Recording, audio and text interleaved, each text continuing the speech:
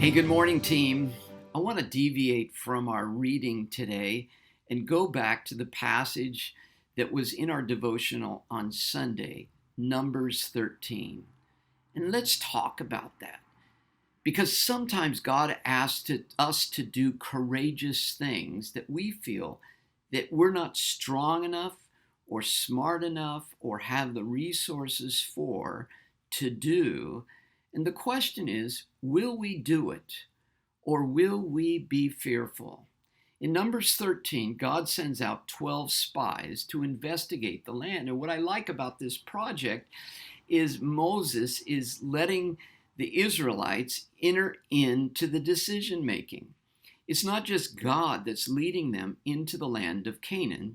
That's what we call divine guidance. I feel like the Lord wants me to, or whatever it is that the Spirit is telling us to do. He allows the spies to go in and actually see how good the produce is and what a lush land it is, but also to see where the people are living so that they can strategize with God how they're going to take on this project.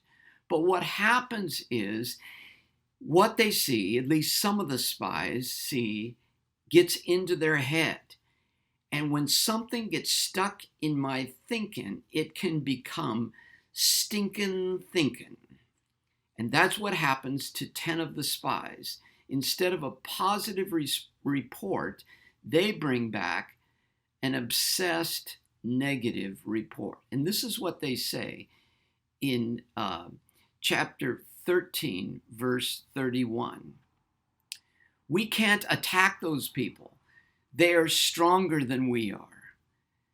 And then they spread this whole report. And then it goes on to say, the land we explored devours those living in it. All the people we saw are of great size, meaning giants.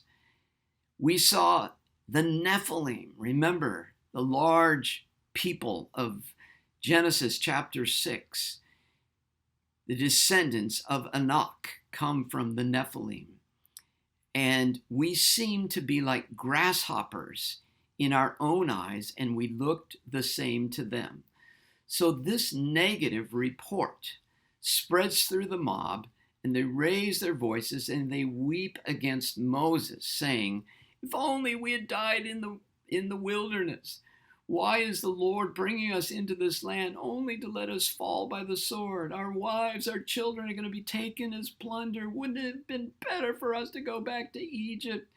I know we should choose a leader and go back to Egypt now. Wow.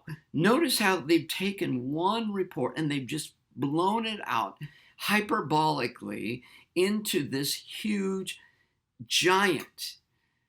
The giant is not who's in the land. The giant is the fear that's in me. But Joshua and Caleb, they were two spies that spoke with faith. And they said, the land we passed through and explored is exceedingly good. If the Lord's pleased with us, he'll lead us into the land. It's a land flowing with milk and honey. He'll give it to us. Just don't rebel against the Lord.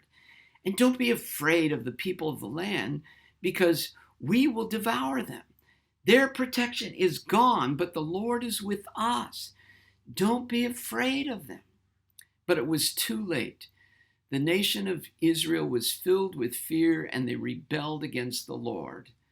And the consequence was Israel didn't go into the land directly. What would have taken 2 years took 40 years. For that generation to die off, they wandered in the wilderness for 40 years. The power of fear or faith. Fear is like a dangerously sharp knife. It can be effective or dangerous. When I'm on a railroad track and I hear a train horn, fear is effective. It gets me off the track. But if I'm trying to sleep or do something that God has asked me to do, fear can be debilitating. So notice the words.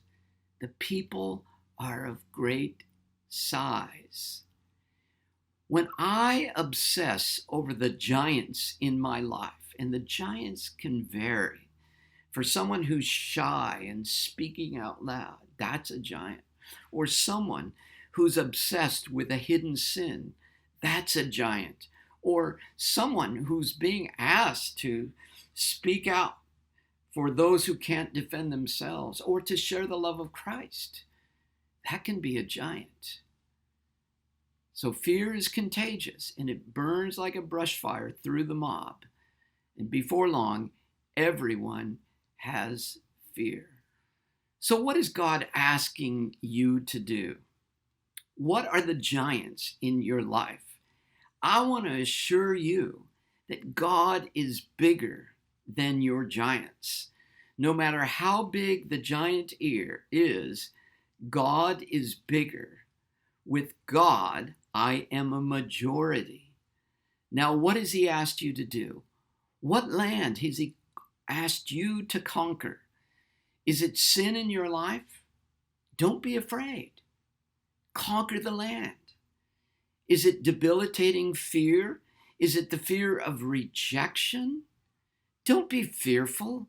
Conquer the land. Is it the fear of speaking or doing something for someone else and being noticed?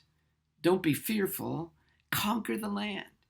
Is it the fear of sharing God's love or speaking up for what is right or defending someone else? Don't be fearful. Conquer the land. God is bigger than our giants. Our giants are dwarfed by the presence of God. And with God, I am a majority. Let's conquer the land. Go get 'em, team.